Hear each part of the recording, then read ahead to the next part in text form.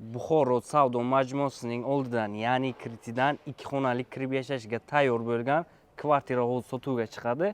Obzorni ichkaridan ko'rsataman. Yana bitta narsani aytish esdan chiqibdi. Liftlar 24 ga 7 ishlaydi. Proyektni tushuntirishni boshlayman. Asosiy kirib chiqish eshigi mana bunday kengina koridor qismi. Mana bu yerda prixoja mebellar qo'ysangiz bo'ladi. 10 metr kvadratdan iborat, plus minusni hisobga olganda sanuzellari, ya'ni hojatxona va yuvinish xonalari alohida mana bunday chiroyli qilib, kafelarni kombinatsiya qilib terganlar. Yuvinish xonasi, kvartiraning narxi zo'r. Narx qiziq bo'lsa, videoni oxirigacha ko'ring. Bu esa uyning oshxona qismi. Turetskiy radiatorlar qo'yganlar, mebellargacha qilib qo'yilgan. 2 qavatlik akvaplast rezalar qo'yilgan.